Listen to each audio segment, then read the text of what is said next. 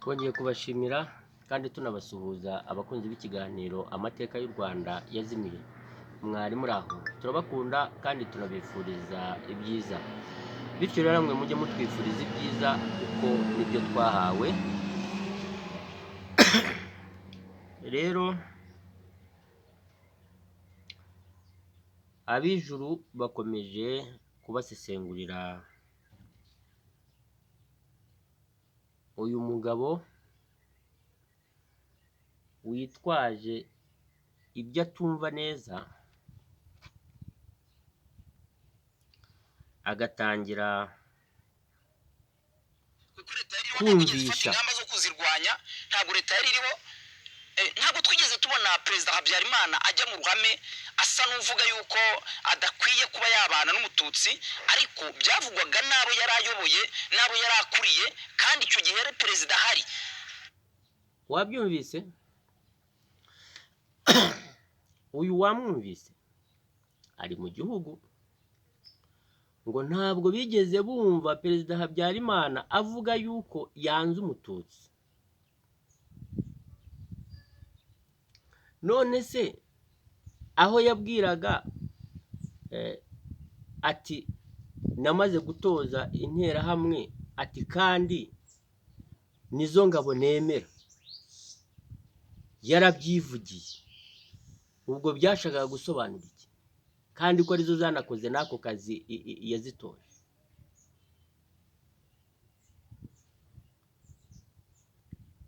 Ibi ntago byabaye nk'impanuka, ni ibintu byari bihari, barabiteguye, barashatse izo nkongano n'ibiki byose bivuga ngo Perezida Habyarimana ngo ntabyo yari azi, ibintu byose byari byarateguwe. None se yaramanutse, indege imanutse, ibyo bintu bihita bitangira ko buri muntu yari abitse igikoresho agomba kuzakoresha.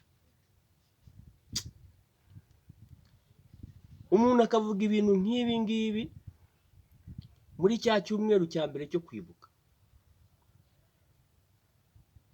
Rero nta kintu na kimwe ushobora kuba waheraho wenda uvuga ngo ntabwo habanje kubaho imvugo z'urwango cyangwa se gushishikariza abantu kwanga abandi cyangwa se gushishikariza abantu kwica abandi.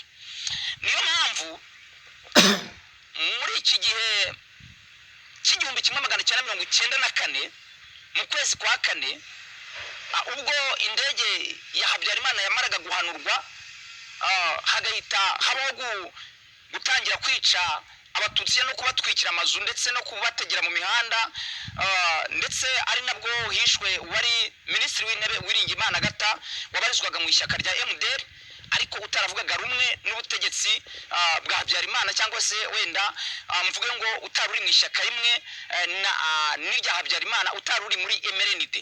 Noneho nyuma ya MRND haje kuvuka iyo bitaga sederi yari ifite urubyiruko rwitwaga impuzamugambi rwari urubyiruko narwo rwari rwarahawe imyitozo hamwe n'interahamwe yo ko adasobanura ishyaka yabarirwagamo. Yari ari muri iyo shyaka.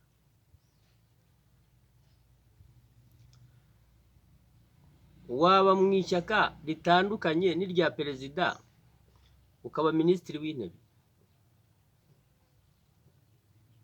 uyu mumubaze, ni ijuru rimubajije, mumubaze. Ubu waza gukorana nanjye utemeranya nanjye?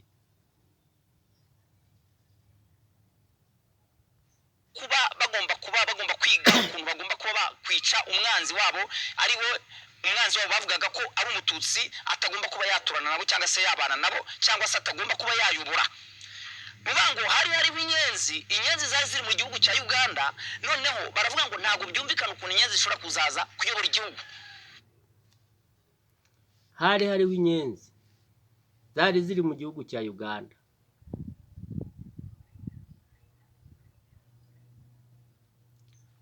Inyenzi abenshi mu buryo bufatika muzi ko ari iki? Muzi ko ari twa dukoko tugendagenda mu nzu, mu byombo, mu bikoresho.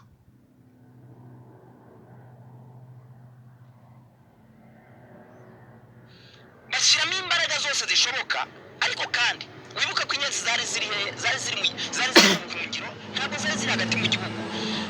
Abari bari mu gihugu, abatutsi bari mu gihugu ntabwo bitwaga inyenzi, bitwaga ibyitso. Uwageragezaga kugaragara asa naho yaba yumva iradiyo bitaga Muhamura, yari radiyo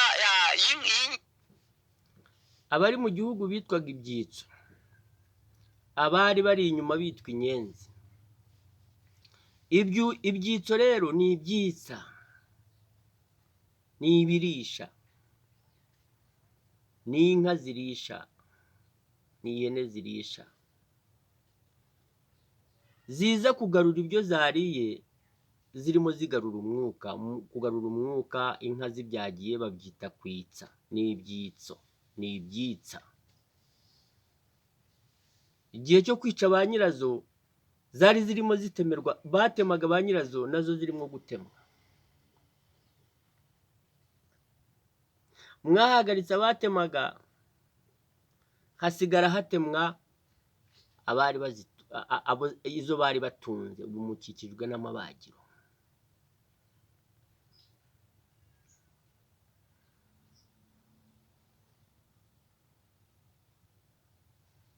inyenzi yakoreraga mu buhungiro hano mu gihugu cya Uganda, za Nakivari.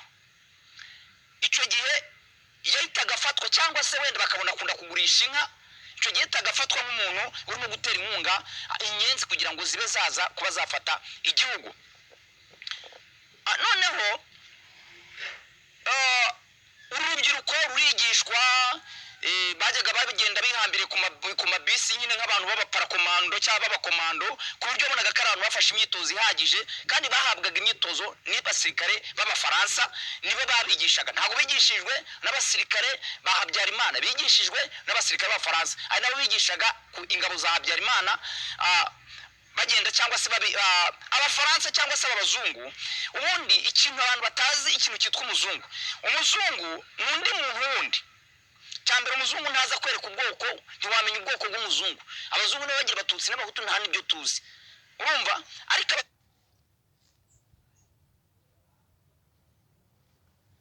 niba bariya bitwa bera, bivuze ukuri koko, nta moko bagira, bitwa bera, kandi bera imbere n'inyuma.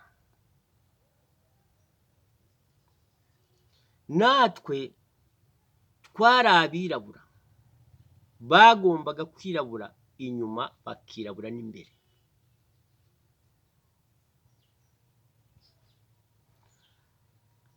Aba nibo dufite aha, bose bararwaye. Ese wahisemo kutarwara? Kuki ibintu nk'ibi ngibi birindagira? Ariko igihe kiri bugufi, abazima bakemererwa na nyir'ibihe. Hari igihe muzakubitwa n'imbaraga mutarebesha amaso, utanarasa. abazungu bafite icyo bita inyungu zabo, ari nazo rimwe na rimwe bagenda bakoresha mu nyungu zabo, bafashisha abantu bamwe na bamwe kugira ngo bagende bakora izi mvugo z'urwango hagati mu bantu n'abandi. Ntabwo abazungu na gatoya, abazungu nta rukundo bigeze badukunda, abazungu nta gihe na kimwe bigeze bakunda Abanyafurika, abazungu nta gihe na kimwe bigeze batubera abantu beza, abazungu nta na kimwe bigeze batubera abantu beza. Rero ntago kugira ngo wiyumvishe ukuntu kera hajyaga habaho kwenga ibitoki, abantu bakenga ibitoki, bamara kwenga ibitoki hari ibyo bitaga ibikatsi, abantu bagahana ibikatsi abaturanyi, wenda ku bantu bariho mbere ya jenoside, baraza bo barabizi cyane cyane ko mu Rwanda ubu insina zisa naho zitanahari. Abantu bagatara ikigage cyangwa se bagatara ubushera ku barokore, bagatumirana bagasangira, bagakora ubukwe, ugasanga barasabana, ugasanga mbese bahana abageni, ugasanga mbese ari ibintu byiza cyane. Ariko ikintu yijya kuvangavanga mbere ya jenoside itari yaba, izina abarokore nta ryabaga. Habaga icyitwa umuriro wa Pantikoti, habaga Pantikoti.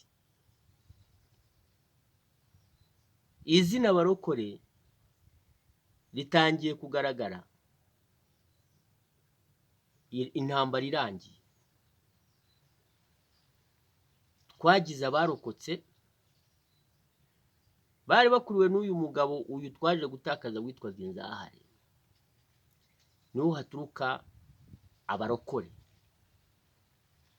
Hari abarokoye abandi ubu barimo kurwanywa.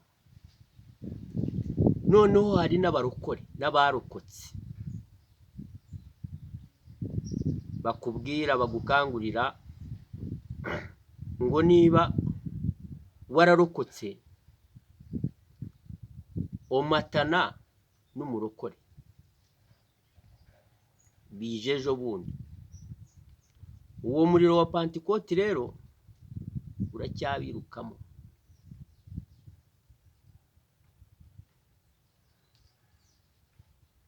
cyaje kuba gitera agahinda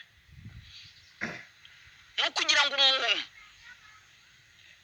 waguhaye amata ukanywa amata akagukamira agakiza abana bawe bwake ugasubira inyuma ukamwica, ariko kandi bidaturutse mu bwenge bwawe, ahubwo biturutse mu buyobozi bubi. Buriya ubuyobozi buba kenshi bujya bujyana abantu ahantu hatari heza. Ubuyobozi iyo budakumiriye icyaha mbere y'uko kiba, akenshi ubuyobozi bujyana abantu ahantu habi. Ubundi ikintu cyitwa ubuyobozi ni iki? Ubuyobozi ni ikintu gisobanuye ngo ni ukujyana abantu heza, abantu heza, abantu mu iterambere, kwaguka. Ubuyobozi se bisobanura iki? Mu biganiro bitambutse, mu bice byagiye bitambuka muri iki kiganiro warekuye, ubwawe wivugiye ngo Habyarimana ntigeze yanga umututsi. Nta jambo yigeze asohora rivuga yuko yanze umututsi. None uhagarariye bwa buyobozi si perezida wa repubulika. Uyu mugabo ibyo arimo kuvuga birimo biragendana. Abantu ndetse n'amahoro n'umutekano hagati muri rubanda, ndetse no kuba abantu bagomba kuba babaho neza, bakaryama bagasinzira, abantu bakiga, abantu bagakora akazi kabo neza. Nicyo ubundi kibaho igituma ubuyobozi bubaho, abantu ntibabashe gusabutana. Nicyo gituma ubuyobozi bubaho. Iyo hariho ubuyobozi, ariko ubuyobozi nubwo buriho abantu bakicana, nubwo ubuyobozi buriho abantu ntibumvikane, kandi ubuyobozi buriho hagatanga ntacyo babumaze. Rero kugira ngo wakwicara ugende wicara urebera abantu baze banganisha abantu n'abandi, abantu baze bagaragaza yuko bari abantu ari babi, badakwiye kuba baba mu bantu, badakwiye kubana n'abandi. Ni ukuri kwishobora byose, abantu mugifite ibibazo by'amaso areba amazuru, abantu mugifite ibibazo by'amaso areba uburebure, abantu mugifite ibibazo by'amaso areba amano, abantu mugifite ibibazo by'amaso areba intoki, abantu mugifite ibibazo nk'ibyo mufite ibibazo bikomeye cyane. Ndakubwiza ukuri, murashaka kuzasubiza u Rwanda aho rwavuye, kandi ntabwo twifuza u Rwanda ko rwasubira aho rwavuye. Rimwe na rimwe hari abantu bakoranye na perezida wa repubulika, RPF Inkotanyi zikimara gufata igihugu cy'u Rwanda, cyangwa se zikimara guhagarika jenoside yakorewe abatutsi mu gihugu cy'u Rwanda. Noneho bamwe kubera ko basanze abavandimwe babo barashize, bagasanga bene wabo barashize, noneho biyumvamo yuko nabo bagomba kuba bakwihorera. Bamaze kwiyumvamo kuba bakwihorera, nyakubahwa perezida wa repubulika wari ubarangaje imbere, ari nawe perezida wa repubulika uyoboye u Rwanda uyu munsi wa none, General Major Paul Kagame, arangije agenda akumira, agenda afunga inzira zose zishobora kuba zanyurwamo kugira ngo habe hakongera kubaho jenoside yakorewe abatutsi mu Rwanda. Igihe imivu yatembaga mu Rwanda, igihe amaraso yari amaraso mu bice byose by'u Rwanda, hafi ya byose, nta muntu n'umwe amahanga arebera, nta muntu n'umwe ushobora kuza kuba yarenganura abatutsi bari barimo kwicwa icyo gihe, nta muntu n'umwe ushobora kuba yaza kurengana abatutsi bari barimo kwihisha mu masaka mu mibyuko, nta muntu n'umwe ushobora kuba yaza kurengana abatutsi bari barimo kunyagirwa n'imvura, imvura ibanyagira ijoro ryose, nta muntu n'umwe ushobora kuba yaza kubatabara, nta n'umwe, badafite kivuge badafite kirengera. none uyu munsi dutewe agahinda kandi tubabajwe n'umuntu wese ufite amagambo. niba bari bari hano nta n'ushobora kubarengera, iyo mana urimo ushyigikira wibaza yuko itari iri hano, nayo yari yarahunze se, yari yarahunganye n'impunzi za 59. ab'impunzi za 59 bahunganye n'indi mbaraga utazi wowe uri muri Ndagira. iyo mbaraga rero bahunganye nayo niyo yabaje imbere.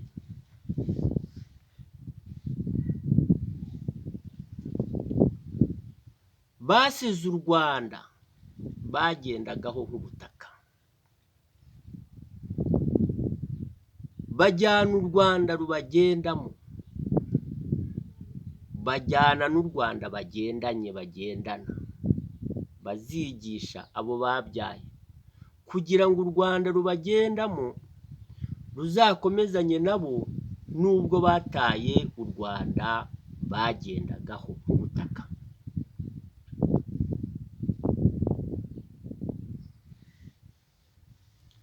ubutaka ntibuzahinduka, ariko ibiri kuri ubu butaka byose bizahinduka. niyo mpamvu ushobora gusiga ubutaka budahinduka bwiswe u Rwanda, ukagenda u Rwanda ukagendana n'u Rwanda rukurimo, u Rwanda rukugendamo, u Rwanda rw'urukundo, u Rwanda rwa Nyagasani, u Rwanda rwa Nyiribihe, u Rwanda rw'abazima b'ibigabiro mwandindagiza imwe muri aha muri Ndagira, u Rwanda rwa data wa twese wiswe igitunzi, abe bahinduwe bitwaga abatunzi bahindutse abatutsi, nawe ahagararira ibitutsi n'ibihinzi n'ibikanzi byo hejuru.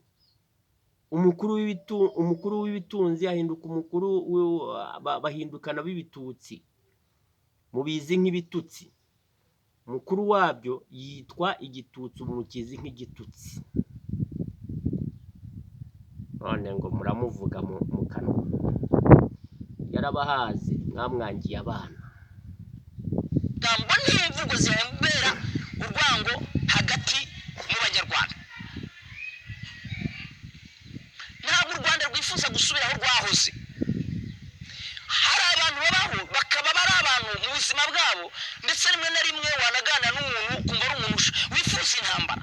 wowe wifuza intambara kubera yuko ntayo wabayemo, wifuza intambara kubera yuko muri 1994 wari uriho, wifuza intambara kubera yuko ntabwo uzi umuhoro, nta n'ubwo uzi nta mpungano, wifuza intambara kubera yuko utazi amaraso yamenetse mu Rwanda.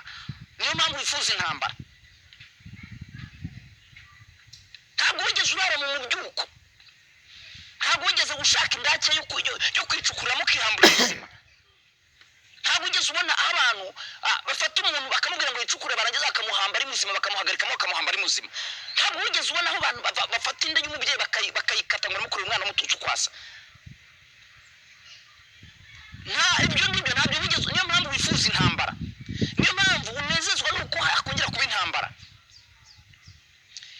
ariko nubwo waba utari uhari,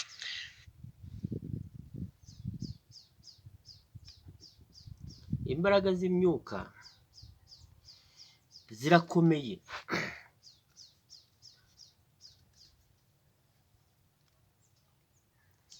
ikiri muri nge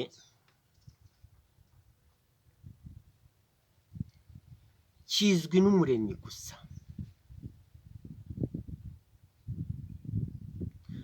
utari Umuremyi agahabwa imbaraga n'Umuremyi waremye nge, yangaragariza kuko yomatanye n'Umuremyi.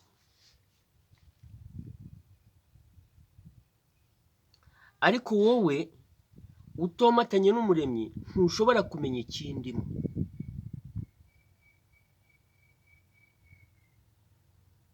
Nshobora kuza ndi umugambanyi nkakugira inshuti,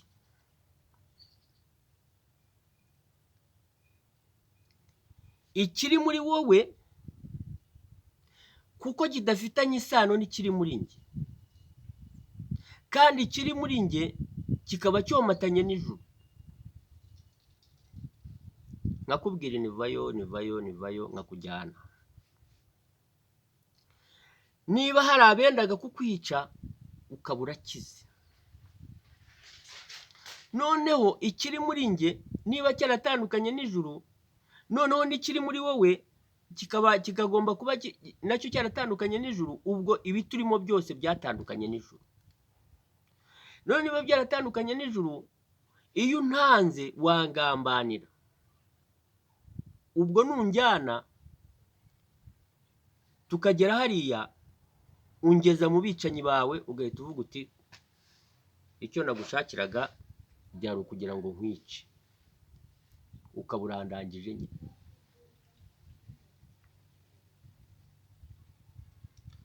Rero ibi bintu biba bihetse izindi mbaraga, ni ukwitonda. Dukomeze iyi nkuru y'uyu mugabo. Nubwo waba wari uhari ukaba waba wifuza ko u Rwanda rwasubira kongera gusubira muri jenoside yabaye muri 1994, ukumva ko mu Rwanda abantu bakongera gufata imihoro bagatemana, ukumva ko abantu bakongera gufata nta mugano bakicana, ukumva ko abantu bakongera nanone kongera kwigishwa inyigisho z'urwango. Reka dushimire nyakubahwa Perezida wa Repubulika General Major Paul Kagame wahagaritse jenoside, ahagararanye n'inkotanyi ndetse n'Imana yababaye imbere, kuko yitaba Imana yababaye imbere. Wijya kuvanga, wahagaritse jenoside ari kumwe n'inkotanyi. Inkotanyi uzi imbaraga yari ziri imbere, wowe uri murindagira. Nese bari barimo bapfa, iyo Mana niyo yari ihari. Wijya guhuza ibidahura.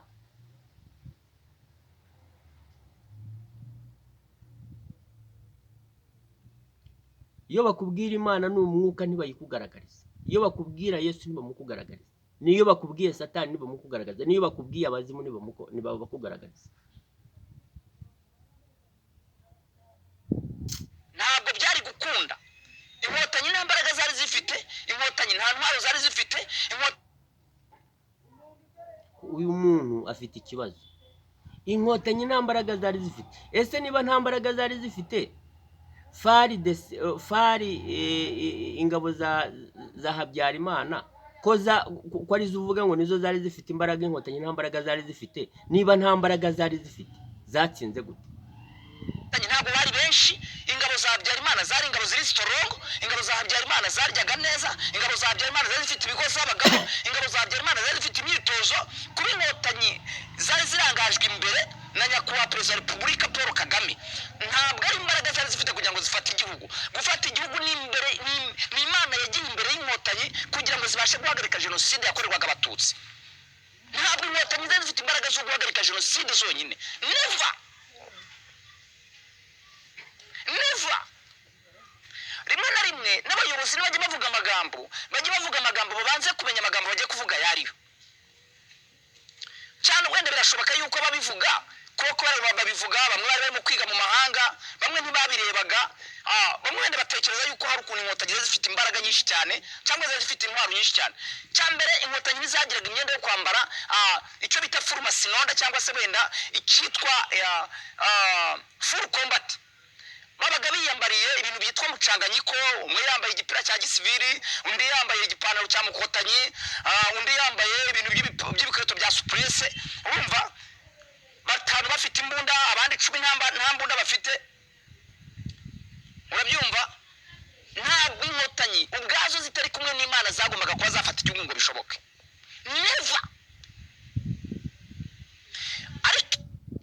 Never n'u Burundi wimuzana mu bibazo by'aha ngaha.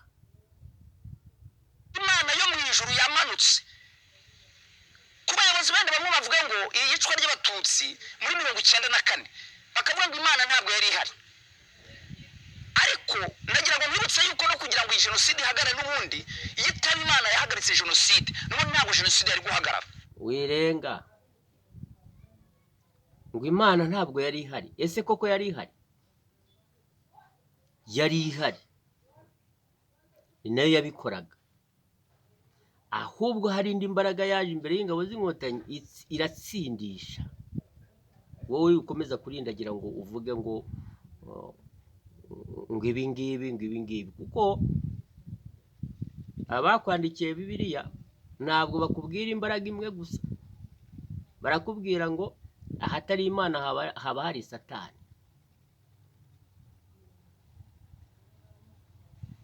Gitaba Imana yabanye n'inkotanyi, urumva ntabwo jenoside n'ubundi yari guhagarara. Iki kintu tucyemeranyeho kandi tukivugeho rumwe, sibyo? Habaye imbaraga z'Imana ishobora byose, umuremyi w'ijuru n'isi, kugira ngo inkotanyi zifate igihugu, kugira ngo zibashe guhangura ingabo za FARC, zari ingabo ziri strong. Habaye Imana Data twese n'Umwana n'Umwuka Wera, my friend. Habaye Imana Data twese n'Umwana n'Umwuka Wera. Imana Data twese rije gucungura. Imana yo mu ijuru irahagurukiza ukuri. Uwari komanda w'urugamba, Imana ikomeze kubitaho. Nyuma yaho urugamba, aho imbere hari Imana. Ntabwo yari guhagarara imbere y'imanyamagambo ugiye kuvuga yariyo, utaziteranya n'Imana. Kuko iyo yahagaritse jenoside kiragiye, ushobora kwiteranya nayo ingano zitwa ko ari inshingano zakabaye zihuza abanyarwanda, zigatuma abanyarwanda bagira gusubira muri mudu. Dushobora kuba twashyigikira twebwe ngo tubirebere duceceke, wese uri kuko n'imvugo zihembera urwango hagati mu banyarwanda zishobora kuba zakongera nanone guhagurutsa indi jenoside, nanone hakaba hakongera kuba indi jenoside. RPF inkotanyi ubwe intwari ahagarika buri kintu, ibihu ari byinshi, arangije binwatite cyangwa se no kwihorera. Ariko we yari afite ibyo ngibyo kutazi iyo biva niyo bijya, ukagenda uvuga ko abatutsi muri ibihuru abantu baritije iby'abandi, ari nayo mpamvu leta y'u Rwanda yitware zagaragayemo abagisho hagati muri bo. Uvuga ukajya yitaza kuza kubaho nawe uyu munsi ukaba ushobora kuba utaruriho. Hakimara kubaho jenoside batangiye gusubiranamo, hari imvugo bemera, baricwa mu minsi ari biyobowe n'abasirikare. Ariko se ahangaha umuntu ahita yibaza iyo yumvise iyo mvugo ivuga ngo ibihugu by'abaturanyi byararebera, mwagira ngo ibihugu by'abaturanyi bikora iki mu gihe abanyarwanda bo ubwabo, abatutsi n'abahutu aribo bari gusubiranamo? Hari umunyamahanga wari urimo, wari utumye abanyarwanda bari gutemagurana ku buryo ibihugu by'amahanga byari kuza kwiroha mu by'abanyarwanda bari gupfa. Ikindi, ibihugu by'abaturanyi, icya mbere, jenoside yakorwaga ikozwe n'abasirikare bari mugenzi we amubajije neza ibyo ko byari biri hagati y'abanyarwanda bari barimo gusubiranamo bicana, bari barimo bicana. Ibindi bihugu byari kubyinjiramo gute? Rero uyu wazanye utuntu tw'udutsiko ngo ni ibihugu, ngo ni imipaka, ngo ni iki, ni uwadutatanyije. Twese turi bamwe kandi turasa. Uyu Bizimana wagaragaye kuri iyi titire cyangwa se kuri uyu mutwe w'ikiganiro, uyu mugabo arimo aramuvugaho iki? Ese mu magambo yavuze hari ibitatanya abanyarwanda? Mu byo yavuze byose wigeze wumva hari ibitatanya abanyarwanda? Reka tuze twumve icyo arimo amuvugaho, twumve koko impamvu yamushyize kuri uyu mutwe uhagarariye iki kiganiro ko hari icyo yavuze